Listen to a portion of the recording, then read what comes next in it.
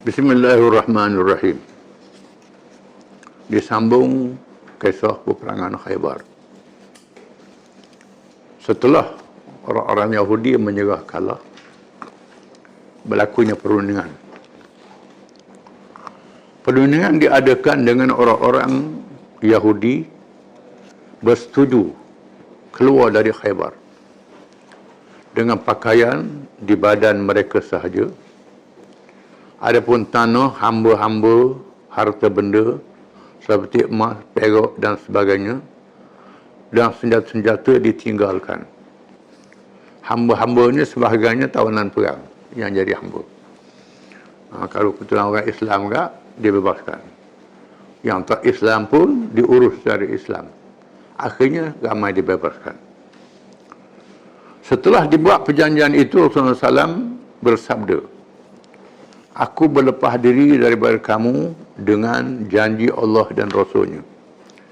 Sekiranya kamu menyembunyikan sesuatu," kata Nabi pada orang Yahudi. Mereka pun berjanji dengan itu juga. Berjanji. Dengan termeterainya perjanjian ini, maka Khaybar menyerah kalah dan ditawan oleh bala tentera Islam. Apabila pemimpin Yahudi Ibnu Abil Haqir telah berbohong dan memungkiri janjinya terhadap Rasulullah SAW dengan menyembunyikan harta yang banyak kepunyaan pemimpin Yahudi Huyai bin Akhtab, tipu, maka Rasulullah SAW mengambil tindakan keras dengan dijatuhkan hukuman bunuh ke atas mereka.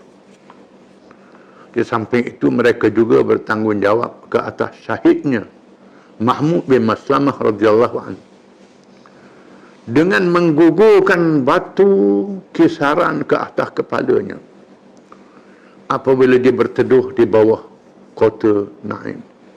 Ini satu khianat. Seorang sahabat duduk berlindung panas tengah hari di tepi kota Naim. Dia ambil batu kisaran, hempah atas kepala, mati. Ini bermakna mereka melanggar perjanjian.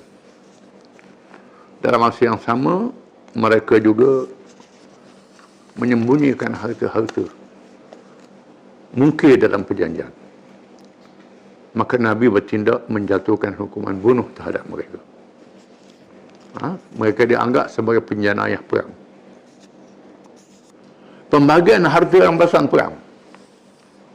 Rasulullah SAW telah membahagikan rampasan perang dengan penuh bijaksana menurut hukum Allah, iaitu dengan membezakan di antara harta yang boleh dipindah dan yang tidak boleh dipindah, harta yang boleh dialih dan tak boleh dialih. Harta yang boleh dipindah seperti barang perhiasan, emas dan perak dibahagikan kepada bala tentera Islam. Masa itu tentera tak ada gaji lagi. Jadi ghanimah ni menjadi habuan pada tentera yang berperang. Dibahagi. Dengan dibahagikan kepada orang yang tidak berkuda satu bahagian. Dan orang yang berkuda dua bahagian. Kuda ada bahagian juga. Orang jalan kaki satu bahagian, yang berkuda dua bahagian. Satu untuknya dan satu untuk kudanya. Adapun harta yang tidak boleh dipindah seperti tanah, maka yang pertama diserahkan kepada tuan tanah dengan mereka memberi separuh daripada hasilnya kepada negara Islam. Iaitulah orang Yahudi yang tak terlibat dalam peperangan, petani-petani. Yang bunuh tadi tentera. Rakyat biasa masih kekal di situ menjadi rakyat. Petani-petani dibenarkan urus harta dia dengan dibahagi cukai kepada kerajaan. Kerana mereka lebih berpengalaman berkenaan mengendalikan tanah itu. Dan pihak pemerintah tidak mempunyai tenaga yang cukup untuk mengendalikannya. Kebun luas. Mungkin 1,000 ekar. Luas. Beratus ribu ekar. Kuasnya. Dan yang kedua dibahagi pada orang-orang Islam. Ada juga orang Islam yang tuannya dah mati, tuannya lagi dibagi. berlaku satu peristiwa menarik. Apabila Rasulullah SAW membahagikan harta rampasan perang kepada badan tentera Islam, tiba-tiba seorang badui yang beriman, seorang badui, untuk huruf badui orang pasir yang beriman, bila Nabi nak bagi bahagian dia, dia berkata, apakah ini? Apa ni? Dia cakap nak beri emas dia, nak beri harta dia.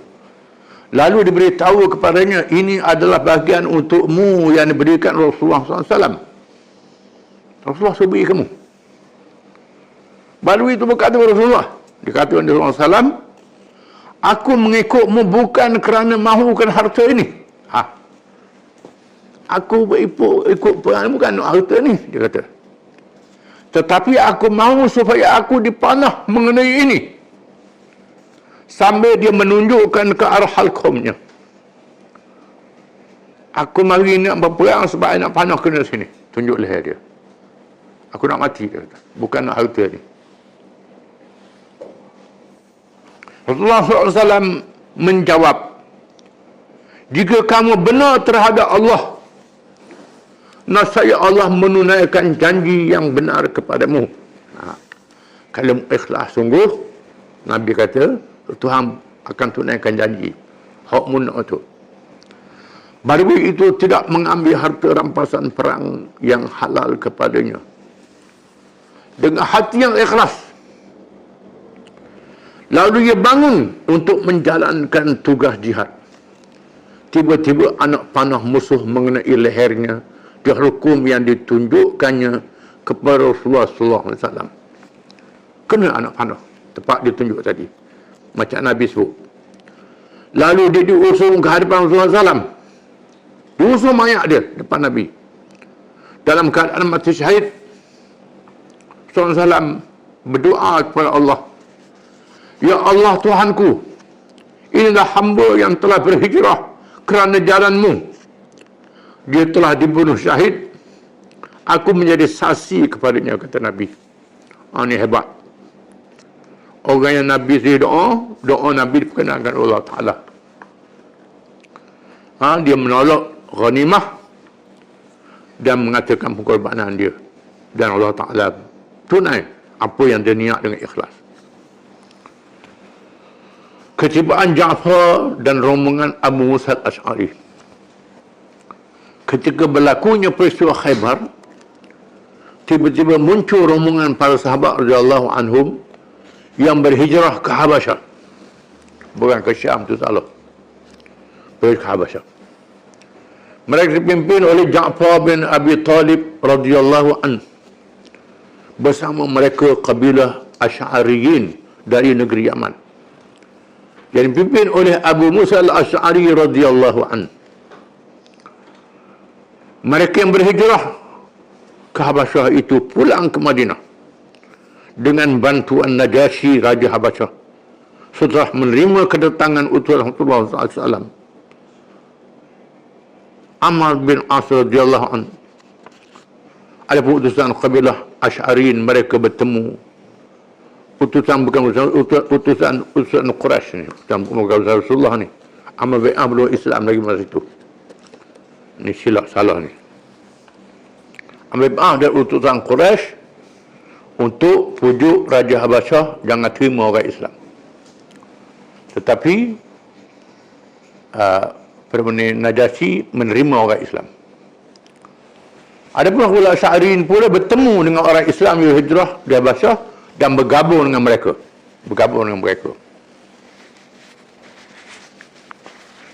Ulama Asy'ari ini ialah Nabi sebut dalam hadis mereka adalah dari Yaman. Mereka adalah kaum yang bijak, kaum yang cerdik, kaum yang pandai, datang dengan ikhlas. Rasulullah SAW sangat bergembira dengan kedatangan mereka, terutama Ja'far radhiyallahu anhu, yang sangat disayanginya. Ini sepupu Nabi Ja'far ini, di mana Rasulullah SAW memeluk dan menciumnya. Saya bersabda, demi Allah, aku tidak tahu yang mana satu aku bergembira, sama ada kerana kemenangan di Khaybar atau kedatangan Ja'far. Nabi sangat gembira. Aku tak tahu nak gembira hak mana. Gembira kerana Ja'far datang ke menang Khaybar. Berkahwin Ummul Mukminin Safiyah radhiyallahu anha. Di antara yang ditawan dalam peperangan Khaybar ialah seorang perempuan bangsawan bernama Safiyah yang menjadi isteri kepada pemimpin Yahudi Kinanah bin Abil Haqir. Suaminya dijatuhi hukuman bunuh kerana menjadi salah seorang yang mengkhianati perjanjian. Seorang sahabat bernama Dahyah bin Khalifah Al-Kalbi telah berkata, "Wahai Nabi Allah, berilah hamba perempuan ini kepada saya." Dahyah minta ke dia. Rasulullah SAW bersabda, "Pergilah ambil," kata Nabi. Suruh Dahyah ambil perempuan ni. Tiba-tiba sahabat yang lain berkata, "Wahai Nabi Allah, engkau berikan kepada Dahyah Safiyah binti Huyai yang menjadi salah seorang perempuan Qarizah dan benar dia tidak layak malaikan kepadamu," kata sahabat tu. Layak Rasulullah perempuan ni. Rasulullah SAW meminta supaya perempuan itu dibawa kepadanya. Bawa perempuan tu. Rasulullah SAW memberi lain kepada Dahyah dan seterusnya menyuruh Safiyah menganut Islam. Lalu Safiyah menerimanya, masuk Islam. Safiyah terus mengucap 2 kalimat syahadah. Kerana dia sudah berminat dengan Islam daripada awal lagi. Lalu Rasulullah SAW memerdekakan Safiyah dan berkahwin dengannya dengan menjadikan merdeka itu sebagai maharnya, sebagai mahar kahwinnya. Mukmin Safiyah radhiyallahu anha sebenarnya dari keturunan bangsawan Yahudi, keturunan Nabi Harun alaihissalam. Nabi Harun Safiyah ni, dan telah mempunyai hati terhadap Islam sebelum kedatangan Rasulullah SAW. Dia berminat dengan Islam kerana mendengar berita kenabiannya dari perbualan pemimpin Yahudi yang sengaja menyembunyikannya yang hak. Dia baru sahaja berkahwin dengan bekas suaminya pemimpin Yahudi yang dibunuh itu. Dia telah menyatakan minatnya kepada Islam di hadapan suaminya. Tiba-tiba dia telah ditampar oleh suaminya. Suami tampar dia. Rasulullah SAW melihat kesan tamparan itu masih leban di pipinya. Masih ada bekas kena tampar. Dan bertanya kepadanya, pasal apa? Dia menceritakan, "Sebenarnya saya telah menceritakan suatu mimpi kepada bekas suami saya. Jadi saya bermimpi seolah-olah bulan hilang dari tempatnya, lalu datang ke bilik saya. Lalu saya menceritakan kepada bekas suami saya itu. Dia pun terus menampar muka saya dan berkata, 'Awak mahukan Raja Madinah itu?' Dia kata apa? Jadi ada kisah dia. Jadi Safiyah jadi isteri Nabi SAW Ummul radhiyallahu anhu. Kerana isteri Nabi disebut ibu orang yang beriman. Mengikut hukum syarak diharamkan orang berkahwin dengan isteri Nabi selepas wafatnya, sebagaimana diharam berkahwin dengan ibu sendiri. Kerana ada nas Quran. Wa azwajuhu ummahatukum. Isteri Nabi adalah ibu berkamu. Ayat Quran mengatakan demikian.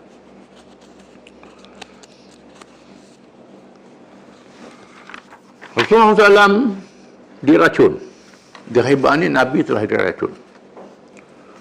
Seorang perempuan Yahudi bernama Zainab bintul Haris, di mana suaminya telah dibunuh dalam peperangan itu, telah menyimpan dendam terhadap orang-orang Islam, terutamanya Rasulullah SAW.